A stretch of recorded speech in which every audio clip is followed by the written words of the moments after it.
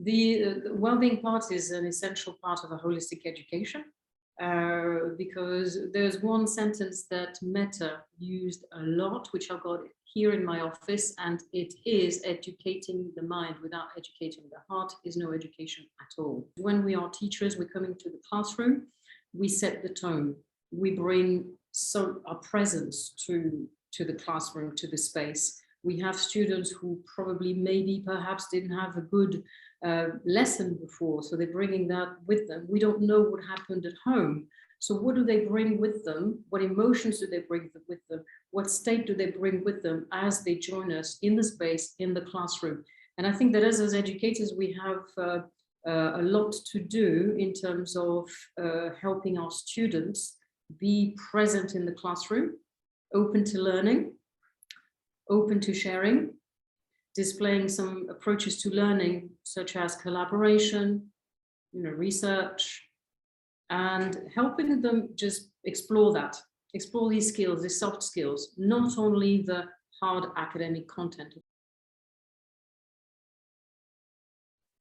Now, the way that you embarked on this journey at BSJ is that thanks to David Butcher, our principal, we got introduced to the compassionate systems framework, and Mette came to our school to do a bit of training with the new teachers, and I was part of them, and I enjoyed the training. I asked to stay more, and then I got completely hooked, and I saw the place that the compassionate systems have in education. As I said, for the holistic education part, of course, I think that plays a big part. And also for me as a human being to develop that parts that I perhaps had forgotten about, such as developing a sense of somatic awareness, of reading my own emotions. What is it that I bring to the classroom? What is it that I bring to the meetings that I go into? Do I use the right language?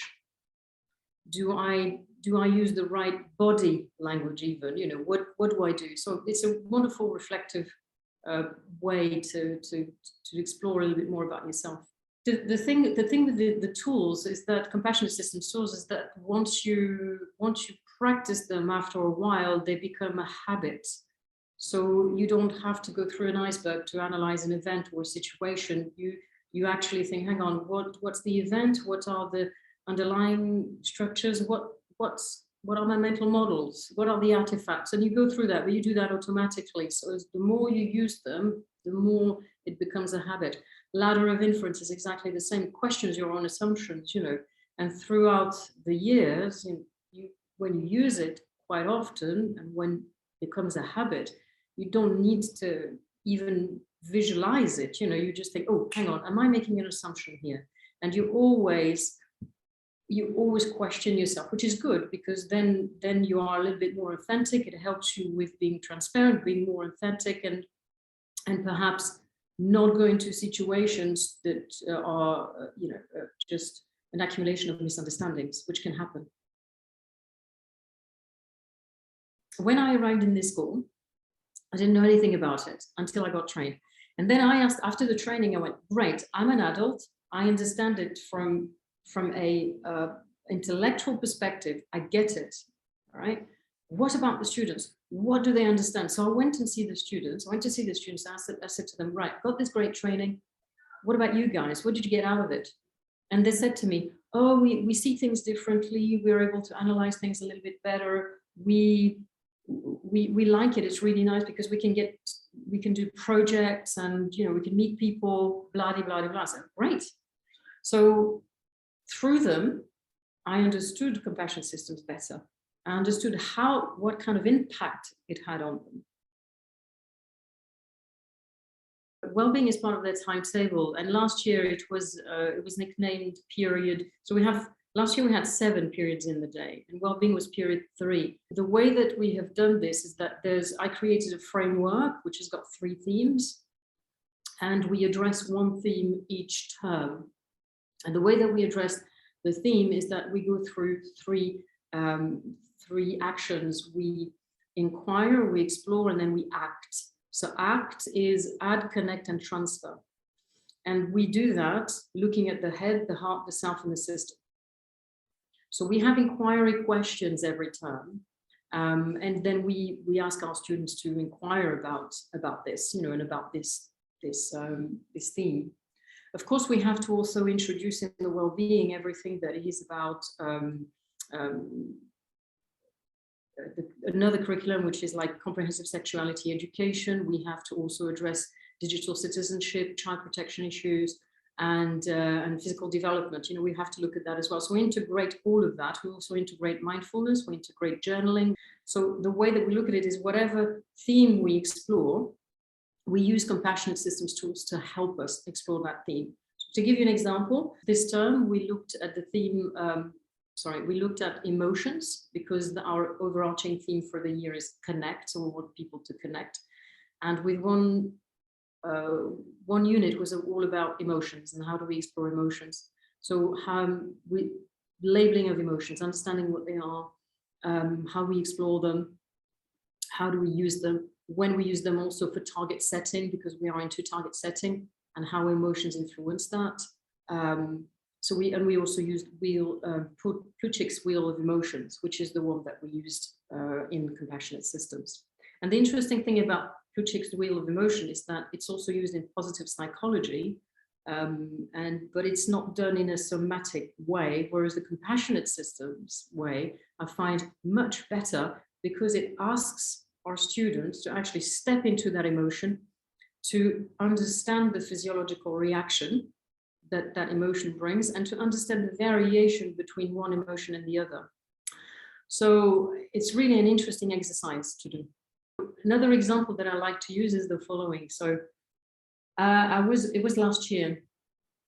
There was an altercation between 2 year 9 students, and you know, they're growing and they're big bodies, and you know, they kind of rite of passage. And these two people just had an altercation with each other. And I was talking with one of them. I said, okay, let's analyze the event. Let's do an iceberg. Okay. And he looked at me and said, no, actually, miss, I'd like to do a ladder of inference because I want to see the way that I was thinking.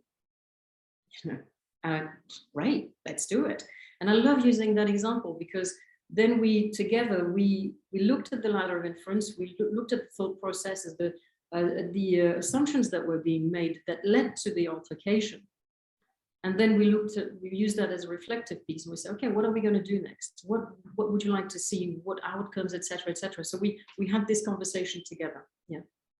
What is interesting with what we do, I feel anyway, in our sessions, is that not only do we look at the academic target for a child, but also we ask them to share a well-being target as well.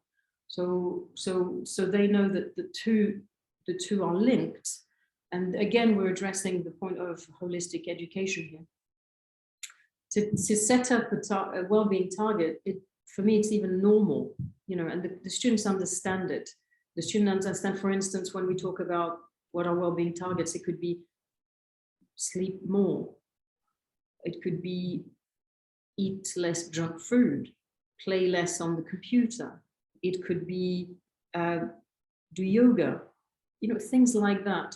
Because then it will help them with their day-to-day practice. So students, I feel, understand that well-being is very much part of their life. We've got a target setting day, which is going to happen this Friday. And it's a student-led conference, really, where students are welcoming their parents here in the school. They have a meeting of 15 minutes with their tutor, who knows them really well, obviously, and they're going to talk about their targets. So they're going to talk about their academic targets, their well-being targets, and any other targets that they may have.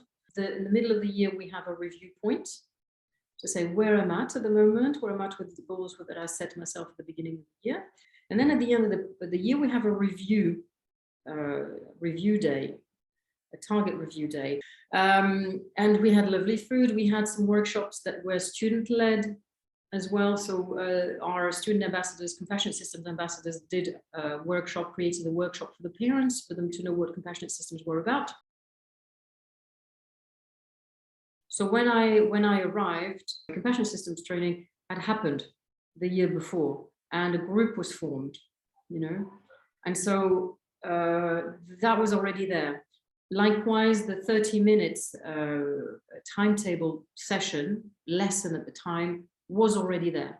So when I arrived, because I was in charge of the IB-MYP curriculum, plus in charge of pastoral matters for year 7, 8, and 9, so I had 2 hats on, I got in touch with the student ambassadors. So the group was already formed, and the group was about 15 students. And it's like anything, if you start creating something and if you don't nurture it, then it dies, doesn't it? So I got an interest in it. Some people wanted to teach, some people wanted to create a better sustainable environment here at BSJ. With COVID, we had a tendency of looking at ourselves, our own misery. You know, we're like, oh, look at me, looking, oh my God, the pandemic. So I reached out to the student ambassadors and I said, look, guys, I need to introduce service. I think that we need to look outward, because there are other people who are much dire straits than us, and they probably would appreciate that we reach out to them. So how about we launch a project, a service project, where we can help other people, and that helps also us stop looking at ourselves and our own misery, and actually concentrate on others, you know, the benefits of being of service to others, basically. And so we did that. We got together and we did that by ourselves. They created the websites, they created the Instagram account, they organized the videos, they even organized us. So, I mean, I remember a colleague receiving, getting a reminder from the student saying, did you do that at that deadline, sir?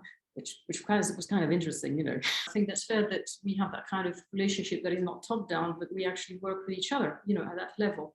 And I think that compassionate systems help with that, because following that, it helped launch service online. Following that, I also had other projects with GUS. There was a climate change project with GUS with Peter.